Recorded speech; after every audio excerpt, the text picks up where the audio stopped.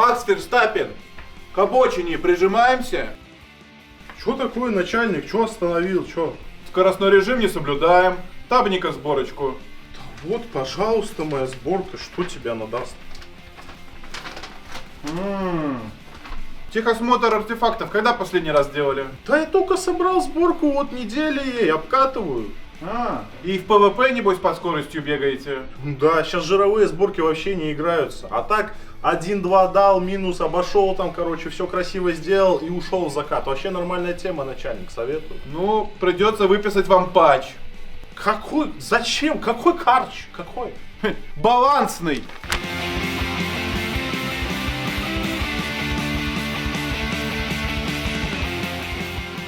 Доброго времени суток всем обитателям кубического ЧЗО. На связи то и то-та. Что хочется сказать в первую очередь? Свершилось, господа. Мы наконец-то релизим операции. И не одну, а целых две сразу. Проект, который был задуман более 2 лет назад, имевший множество итераций разработки, появится в игре с этим обновлением. И мы вряд ли бы справились без вашей помощи. Спасибо всем и каждому, кто тестировал наше ПВЕ на ОТС. Разработчики тщательно отслеживали ваш фидбэк и учитывали его при создании операций. Естественно, никто не собирается останавливаться на достигнутом. Будут выходить новые операции, баги будут фикситься, возможно даже иногда создаваться. Не специально, конечно, всякое бывает. Но главное, у нас есть теперь полноценный игровой режим, где можно с кайфом долбить ПВЕ и получать за это ценные награды. Считаю, что это общая наша с вами победа, так что эти аплодисменты звучат для вас. Теперь немножко о сути. Операции доступны в разделе «Сессионные бои» во вкладке «Внезапно операции». Для тех, кто, возможно, не в курсе, в них игрокам предстоит совместно выполнять задания, сражаться с различными противниками, в числе которых есть даже боссы, чтобы получить финальную награду. Операции станут доступны игроку после прохождения задания «Операция Пробой» от зевкасовца Фила. Его можно найти в баре. В операциях игроки используют собственное снаряжение, в зависимости от которого игроку присваивается класс с уникальным набором навыков. Если хочешь играть за штурмовика, выбирай боевую броню. Класс оперативник использует комбинированную. Ну а если твоему отряду необходима поддержка или в простонародье хил, надевай научку. В операциях существуют уровни сложности, они называются допусками. Чем выше допуск, тем сильнее противники. При достижении 3, 6 и 9 уровней допуска будут добавляться модификаторы. Это специальные наборы условий, усложняющие или наоборот облегчающие прохождение операций. После успешного прохождения игрок может выбрать одну из 3 наград, и естественно качество наград повышается в зависимости от допуска пройденной операции. Каждую из выпавших наград можно один раз заменить за внутриигровую валюту. Играя в операции, вы сможете проходить приуроченные к ним испытания, выполнять задачи боевого пропуска и попробовать получить уникальные достижения. Жесть, хочу себе эту ачивку в профиль поставить. Список наград за прохождение операции вы можете видеть на экране. Также существует еженедельная награда за прохождение 5 операций. Но не все так просто. Качество наград рассчитывается по вашим лучшим прохождениям за неделю. Главной наградой режима операции является ядро модуля, которое используется для создания самих модулей. Модули — это улучшение, которое можно установить на любое оружие. У них есть 3 составляющих. Надстройка — положительное базовое свойство, влияющее на характеристики оружия в процентах.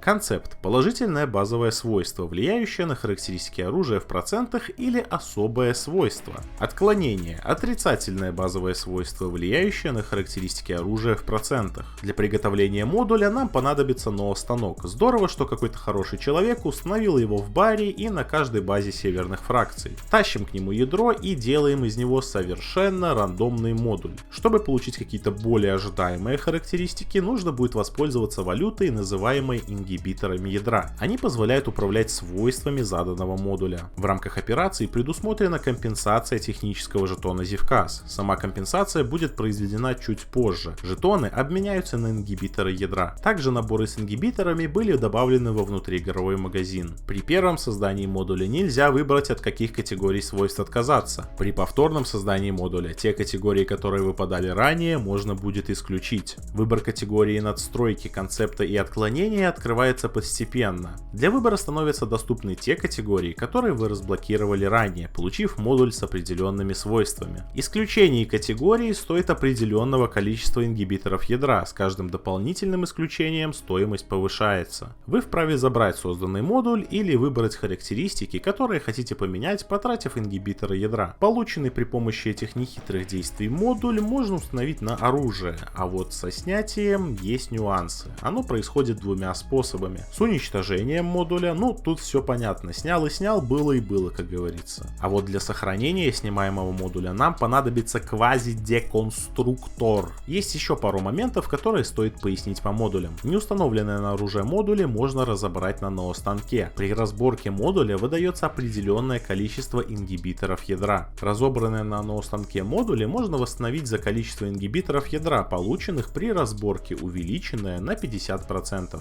Уничтоженные и проданные модули восстановить невозможно. Если модуль был установлен на оружие, которое в дальнейшем используется в бартере, то он автоматически будет перенесен на новое оружие. Стоило операциям выйти на свет, как мертвое время в полной мере оправдало свое название. Режим перестал быть доступен для игры.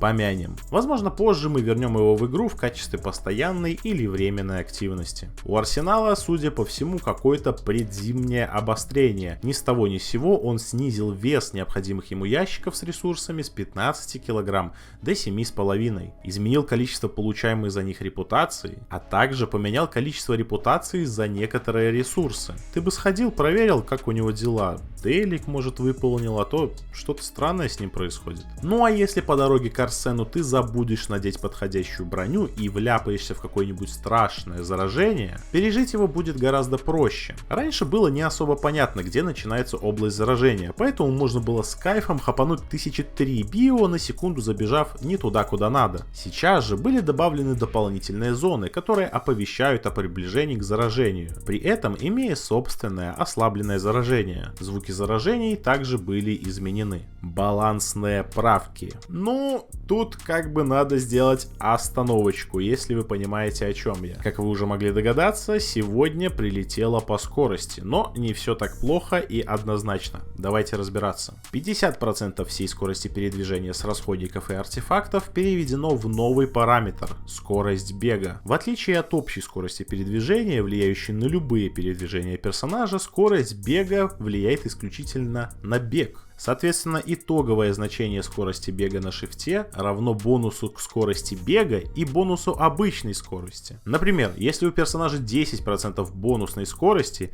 и 10% скорости бега, итоговый бонус скорости бега на шифте будет равен 20%. Таким образом, передвигаться в опене и добегать до точек интереса все так же удобно, а вот стрелять во врага, делая при этом лево-право, не настолько удобно, как раньше. Система перегруза получила более четкие и понятные штрафы, при этом возможность бега отключается только на последней стадии. Была пересмотрена ценность некоторых квестовых наград с целью их актуализации, в связи с чем их характеристики были усилены. В течение месяца будет доступна компенсация за артефакты, затронутые при изменении силы реакции в патчноуте от 15 октября 2025 года. Компенсации подвержены только те артефакты, чьи свойства реакции не были малозначительными. Если артефакт подлежит компенсации, на его иконке появится маленькая звездочка. Компенсация полностью опциональна, ее можно либо принять, либо отказаться. Дробовику КС-12 Камрад был добавлен автоматический режим стрельбы.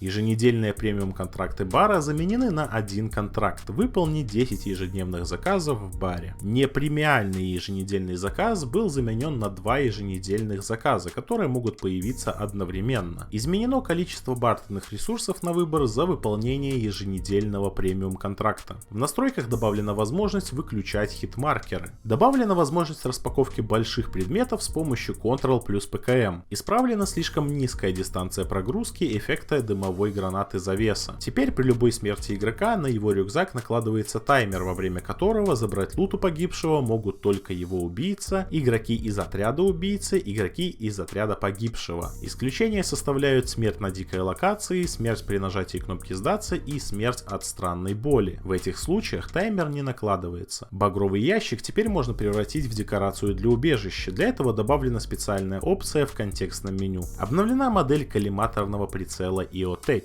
Обновлена базовая маска покраски, экзоброни гончий и следак. Обновлены модели диверсионного ножа, мачете Survival SP8 Ontario и охотничьего мачете. Обновлен список предметов в ассортименте снабженца на фракционных базах, которые можно добавить в торговые наборы. Обновлены звуки выстрелов ОЦ-14 Гроза и ОЦ-14М Разряд.